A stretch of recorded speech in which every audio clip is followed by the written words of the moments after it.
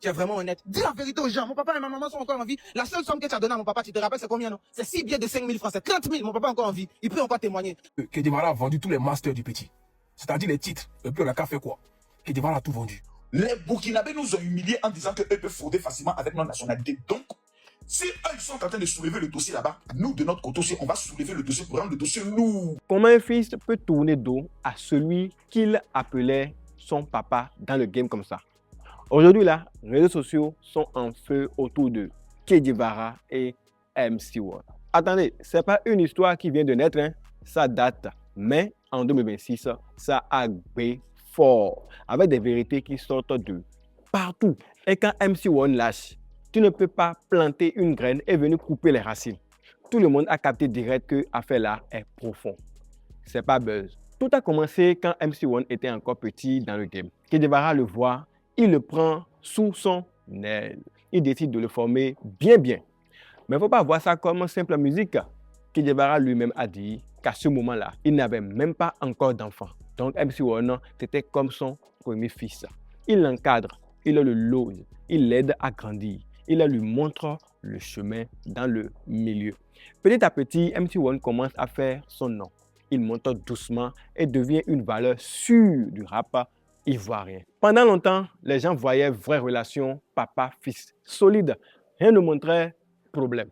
Mais avec le temps, les choses ont commencé à changer doucement. MC1 grandit. Il commence à vouloir gérer sa carrière à sa manière, prendre ses propres décisions. Le vrai B arrive quand il quitte la structure de Kedivara, 18 avril production. Là, chacun commence à voir les choses à sa façon. Kedivara dit qu'après tout ce qu'il a fait, il mérite respect et considération pour la suite. MC1 de son côté commence à chercher liberté. Il faut voler de ses propres ailes. En mai 2024, tout le monde voit clair dans l'affaire. MC1 organise sortie de son album Conquérant à la Villa Sony. Grosse ambiance. Tout le showbiz est là, mais Kedivara n'est pas là. Les gens trouvent ça bizarre. Ça parle beaucoup. Kedivara sort pour parler. Il dit clairement qu'on ne l'a même pas invité ni associé à quoi que ce soit. Il parle de manque de courtoisie, manque d'élégance. MC1 répond calmement. Il dit que ça lui aurait fait plaisir que Kedivara soit présent. Mais en même temps, il glisse qu'il s'est senti abandonné à un moment. Donc déjà là, on voit que la relation là est gâtée. Mais chacun garde encore petit respect. C'est en mai 2026 que l'affaire explose vraiment. Là, plus de retenue. Chacun parle sans filtre. MC1 décide de dire sa vérité. Il parle des contrats qu'il a signés quand il avait environ 17 ans, à un moment où lui et ses parents ne maîtrisaient pas bien le milieu.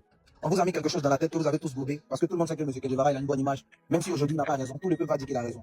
Moi, j'avais 17 ans quand toute cette histoire de Sony a commencé. Et s'il a encore du bon sens, il n'aura aucun mal à reconnaître que c'est lui qui a appelé mon papa, qui a pris mon papa, qui l'a emmené au Novotel Plateau et qu'on a signé ce contrat quand moi j'avais 17 ans. Il est là, il ne peut pas mentir. Ce qu'il dit là, ça peut se retourner contre moi. J'ai encore les contrats, j'ai encore les preuves.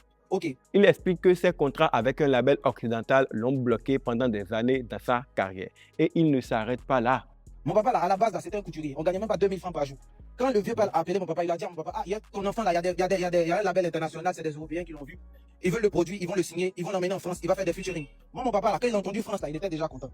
Monsieur Kedivara, que voici, a fait venir mon papa au Novotel Plateau. On a signé le contrat. Tout. Mon papa, là-bas, sont cool, man, sont cool. Laissez-moi terminer.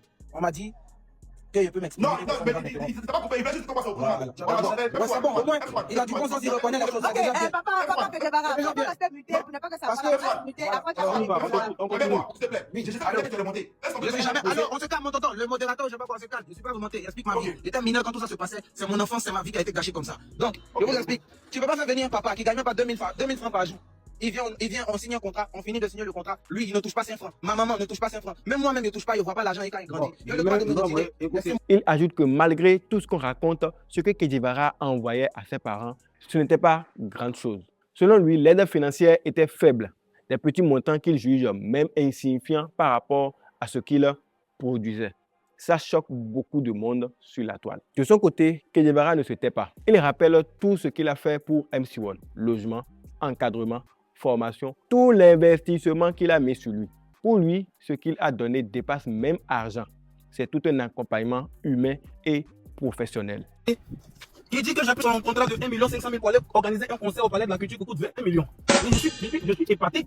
Donc, t'as vraiment logé ses parents, papa. J'ai toutes les preuves. Demain, j'irai chercher son papa pour dire. J'ai enregistré le gars devant voir ses parents. Parce que le petit, je suis choqué. Chaque fin d'année, c'est moi qui lui disais ta maman est dans une cour commune à Blocos. Tu peux pas te jouer les riches et les petits de Cocody. Va acheter des trucs. On partait comment il s'appelle, à Chip Shop. J'appelle mes amis de Chip Shop. Ils font des achats pour aller donner aux enfants des quartiers précaires.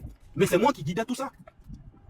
Toutes les sorties de MC1 à la télévision, à la radio étaient travaillées. Tu ne dis pas ça, tu ne parles pas comme ça, on ne répond pas comme ça. Quand il doit passer à la télé, on fait 2 heures d'entraînement à la maison. Mais aujourd'hui, vous voyez ce qui se passe. Il ne sait même pas parler aux gens parce que c'est un enfant qui n'a pas d'éducation. Il ne voulait pas aller à l'école, ce petit. J'ai acheté ses cours à l'Ardoise. Vous pouvez demander à Yannick Saoué et toute l'équipe de l'Ardoise. Eux tous, ils le savent. Le petit ne partait pas à l'école. Demandez à Ibrahim Fama Diabaté. Je suis allé négocier Nord-Sud, Université Nord-Sud. 10 ans gratuitement pour le petit. Il ne veut pas aller à l'école. Il veut se promener avec des voyous. Il veut se jouer les rappeurs. Tu lui donnes 250 000 indices. Je lui dis, t'as pas pu te dire, l'argent est fini. J'ai dit, mais petit, tu as oublié où tu as quitté? Mais tu as quitté dans des cours communes. Pourquoi tu veux vivre comme un enfant de riche? Ça ne marche pas avec moi. Combien de fois je suis passé à la télé pour dire, mon petit, reviens à la maison. Quelqu'un qui a signé un contrat et qui t'a abandonné, passe à la télé, dit que reviens à la maison. Quelqu'un qui t'a abandonné quelque part quand tu avais 17 ans là, il passe à la télé pour t'interpeller. Mais tout le monde est témoin. Parce que le petit il veut juste se victimiser, se donner un genre, il y a eu quelque chose. Il n'y a rien eu. C'est un petit ingrat. Je suis passé à la télé à plusieurs reprises. MC1, tu me regardes, si ça ne va pas, reviens à la maison, si ça ne va pas, reviens à la maison. Parce qu'il pensait qu'il allait avoir beaucoup d'argent, ça allait trop marcher. Mais quand ça ne marche pas, tu viens, ah franchement papa, je te demande pardon, l'erreur est humaine. On s'en fout. On passe à autre chose. Mais vouloir faire croire qu'il y a quelque chose derrière, envoyer tes amis sur les réseaux sociaux, c'est MC1 parle là. C'est MC1, on dit faut parler, tu dis rien. Tu dis MC1 parle là. C'est MC1, on dit faut parler, tu dis rien. Tu es choqué. 2 ans. Demain, je vais appeler ton bien son numéro, j'ai enregistré le live, je vais lui envoyer. Vous dites ton enfant là, voici ce qu'il est en train de dire sur les réseaux sociaux. Que lui, je t'ai donné 500 000 francs pour aller prendre une maison. Mais je suis choqué. Je suis dépassé. Et tout ce qui se passe, je dis merci à Dieu. Parce que moi, dans ma prière, je dis à Dieu, éloigne-moi des méchants. Éloigne-moi des mauvais. Moi, j'avais tellement de projets pour ce petit, j'étais en train de laisser ma carrière. Mais imaginez, s'il devenait comme Imra, comment il allait me remercier. Imaginez, parce que j'étais prêt à mettre assez de moyens, il le sait. À lui donner même une maison et piscine, on partait sur le site à faire que c'est mon site pour dire mon petit. C'est-à-dire tellement je voulais le mettre en haut, mais Dieu a dit, petit, attends. Je vais te montrer le vrai visage de ce petit d'abord. Faut te calmer, mon enfant. Tu es parti, ça n'a pas marché. Tu reviens, je suis désolé, j'avais ma vision, je demande pardon. Tu n'es pas le premier à échouer.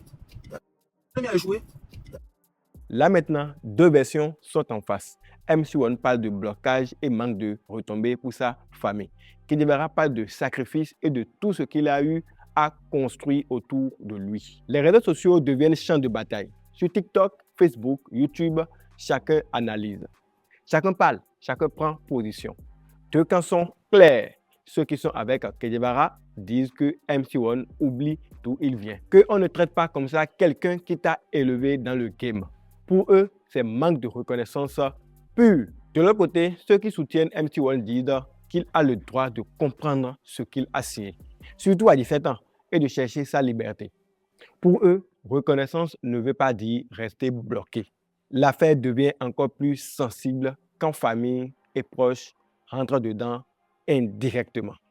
Kedibara dit qu'il ne comprend pas la position des parents de MC1, que eux-mêmes devraient intervenir. Il va jusqu'à dire que si réconciliation doit venir, ça peut passer par la famille. Mais dans l'opinion, certains disent que la famille ne doit pas entrer dans le business comme ça. Et puis, les influenceurs sont entrés dans la danse. Des gens comme Karim Akoso et Suleiman Kamagaté prennent parole publiquement.